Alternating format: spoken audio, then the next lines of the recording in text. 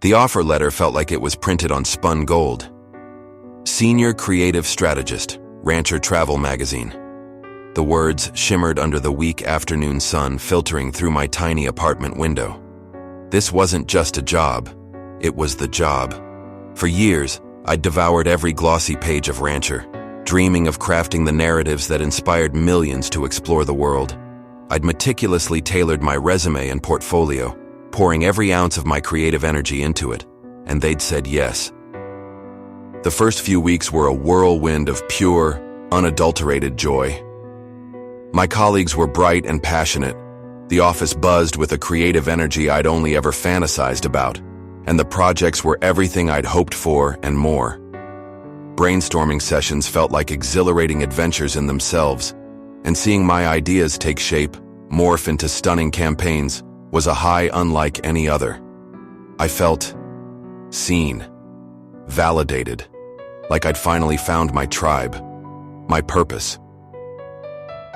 Then came the edges. Subtle at first, like a faint hum beneath the surface of my usual enthusiasm. I'd find myself working late, not because I had to, but because I couldn't stop. Ideas would flood my mind in the dead of night, demanding to be written down, sketched out. Sleep became a nuisance, a frustrating interruption to the constant flow of inspiration. I'd wake up feeling strangely wired, my thoughts racing, my energy levels inexplicably high. I'd chalk it up to excitement, the thrill of finally being where I belonged. My productivity soared. I was churning out ideas at an alarming rate, each one more ambitious and innovative than the last. My boss, Eleanor, a sharp and impeccably dressed woman with a knowing smile, praised my initiative and creativity. "You're a natural, Leo," she'd say, and the words would fuel me further. I felt like I could conquer the world, one groundbreaking campaign at a time. But the hum began to intensify, morphing into a buzzing, frantic energy. My thoughts became a runaway train, jumping from one idea to the next, making it difficult to focus on any single task for too long. I started making impulsive decisions, volunteering for every project, promising deliverables I wasn't entirely sure I could meet. The thrill was still there, but it was now tinged with a growing sense of unease, a feeling of being slightly out of control. Sleep became a battlefield. My mind wouldn't shut off, replaying conversations, dissecting every interaction, generating endless streams of new ideas. I'd lie in bed for hours, my heart pounding, my thoughts spiraling. When I finally did drift off, it was often fitful and shallow. I started relying heavily on coffee just to get through the day, the caffeine amplifying the already manic energy thrumming through me. My social life began to suffer. I'd cancel plans with friends at the last minute, either because I was too engrossed in a project or because the thought of engaging in casual conversation felt utterly draining. My focus narrowed entirely to work, to Rancher. It was my everything. Then came the crash. It wasn't a gradual descent. It was like stepping off a cliff. One morning, the buzzing stopped. The endless stream of ideas dried up. The boundless energy vanished, replaced by a leaden weight that made even getting out of bed feel like an insurmountable task. The vibrant colors of the office seemed to fade, the enthusiastic chatter of my colleagues grating on my nerves. Suddenly, the projects I'd been so passionate about felt overwhelming, the deadlines looming like menacing shadows. The praise I'd received now echoed in my mind, a reminder of a version of myself that felt distant and unattainable. I started doubting my abilities, my creativity, my very worth. Maybe I'm not cut out for this after all, the insidious voice in my head whispered. Maybe they made a mistake. Getting through the workday became a monumental effort. I'd stare blankly at my computer screen, the cursor blinking mockingly. The simplest tasks felt impossible. I withdrew from my colleagues, avoiding eye contact, dreading any interaction. The joy I'd once felt for Rancher was replaced by a heavy, suffocating dread. This cycle continued, an unpredictable pendulum swinging between manic highs and crushing lows. I started calling in sick more frequently, unable to face the world, unable to reconcile the energetic, creative Leo of a few weeks ago with the hollowed-out version staring back at me in the mirror. One particularly difficult day, during a period of intense depression, Eleanor called me into her office. Her usual warmth was replaced by a look of concern, tinged with something else I couldn't quite decipher. "Leo," she said gently, "I'm worried about you. Your performance has been inconsistent lately, and you haven't seemed yourself." Panic flared in my chest. I tried to brush it off, mumbled something about a bad flu, but she wasn't buying it. "This is more than a flu, Leo," she said, her gaze unwavering. "I've seen this before." A knot of fear tightened in my stomach. Had she guessed? Did she know about the turbulent landscape of my mind? The uninvited guests of mania and depression that had been my unwelcome companions for years, a secret I'd guarded fiercely?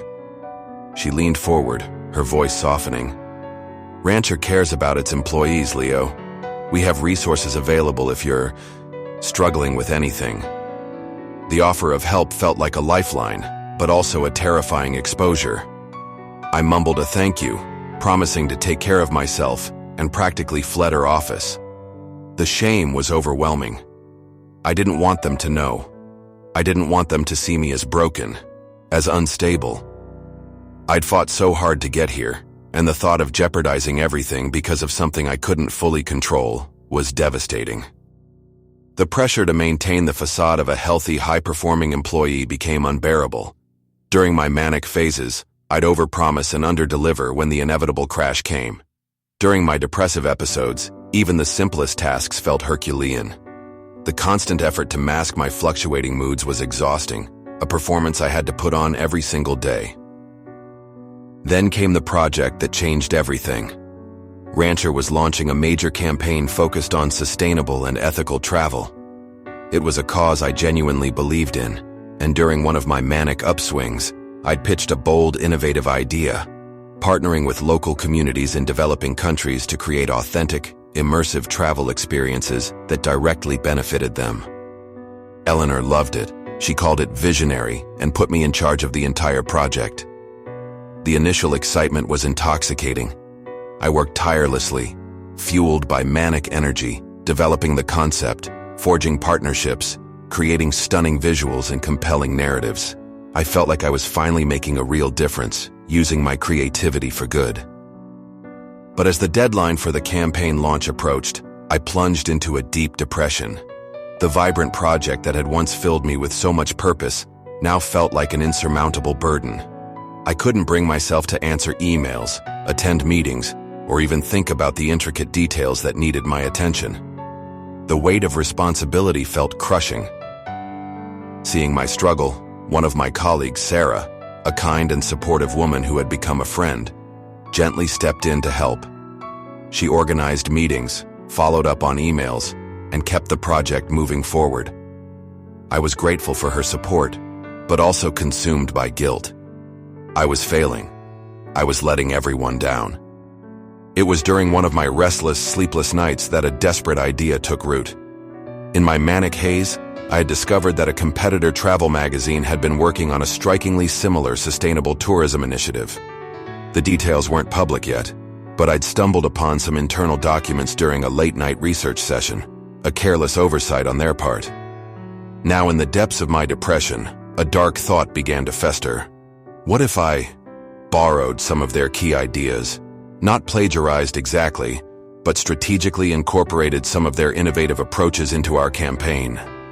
It would give us a much-needed edge, ensure the success of the project, and perhaps, just perhaps, redeem myself in Eleanor's eyes. The thought was abhorrent, a violation of everything I believed in, but the desperation was overwhelming. The fear of failure, the crushing weight of my depression, the desperate need to prove myself, it all coalesced into a dangerous temptation. During my next manic upswing, the temptation became an irresistible urge. Fueled by racing thoughts and impaired judgment, I revisited the competitors' documents. I meticulously studied their strategies, their partnerships, their marketing angles. And then, subtly, strategically, I began to weave some of their key innovations into our Rancher campaign. I tweaked the wording, changed the visuals, but the core concepts, the truly groundbreaking aspects, were undeniably theirs. The revamped campaign was a sensation. Eleanor was ecstatic. The positive feedback poured in. I felt a brief flicker of the old joy, the validation I craved.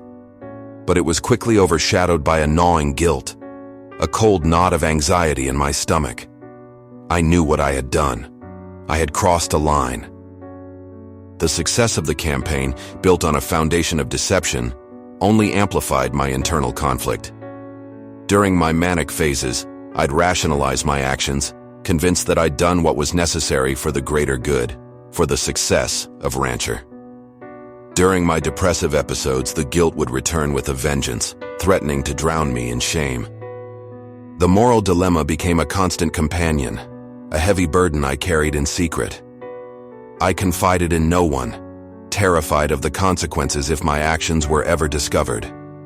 The pressure of maintaining the lie, of pretending that the campaign's brilliance was entirely my own, was exhausting. One afternoon, Sarah approached me, a concerned look on her face. "Leo," she said hesitantly, "I've been doing some research on sustainable tourism initiatives, and I came across something familiar." My blood ran cold. She held up a printout of an article detailing the competitor's upcoming campaign. Several of the key concepts mirrored our own with unsettling accuracy. "Did you see this?" she asked, her eyes searching mine. Panic seized me. My mind raced, trying to come up with a plausible explanation. But the words caught in my throat. I could see the dawning suspicion in her eyes, the flicker of betrayal.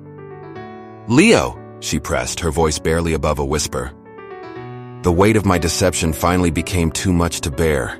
Tears welled up in my eyes. I couldn't meet her gaze. I saw their internal documents," I stammered, the words tumbling out in a rush of shame and fear. "During a late night, research, and I incorporated some of their ideas." The look on Sarah's face was a mixture of shock and disappointment. "Leo, you plagiarized?" "No, not exactly," I protested weakly. "I changed things, the wording, the visuals." "But the core concepts?" she interrupted, her voice firm but tinged with sadness. "The innovative partnerships? Those were theirs, weren't they?" I couldn't deny it.